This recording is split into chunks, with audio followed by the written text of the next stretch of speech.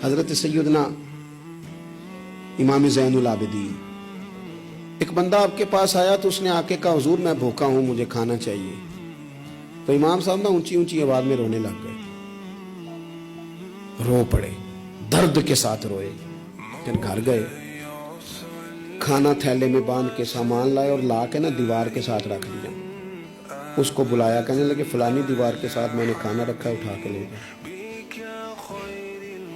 آپ کے صاحبزادے کہنے لگے ابا جی ایک تو رونا آپ کا میری سمجھ میں نہیں آیا، لوگ سوال کر ہی لیتے ہیں، اور پھر یہ کہ آپ نے دیوار کے ساتھ رکھا تو اسے دے دینے میں کیا حرج تھا. تو امام صاحب فرمانے لگے پتر رویا اس لیے ہوں کہ یار وہ بھوکا تھا اور مجھے پتہ ہی نہیں تھا.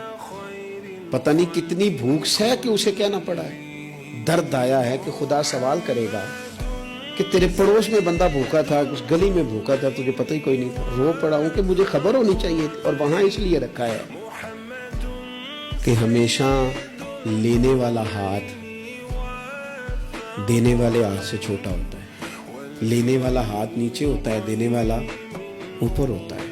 آپ فرماتے ہیں میری طبیعت نہیں مانتی کہ کسی مومن کا ہاتھ میرے ہاتھ کے نیچے آئے. یہ سارے ہاتھ شانوں والے ہیں، لہذا میں ہاتھ سے پکڑاتا ہی نہیں. میں کسی کی نظر کیوں جھکاؤں، کیوں کسی کو اس طرح کا کروں کہ اس کی نظریں جھک جائے میرے سامنے کہ مجھے اس نے دیا ہے اور وہ شکر گزار بنے. فرمایا میں نہیں چاہتا. اتنی بڑی سوچیں جب لوگوں کی ہوتی ہیں تو پھر میرے بھائی انداز اور ہوتے ہیں.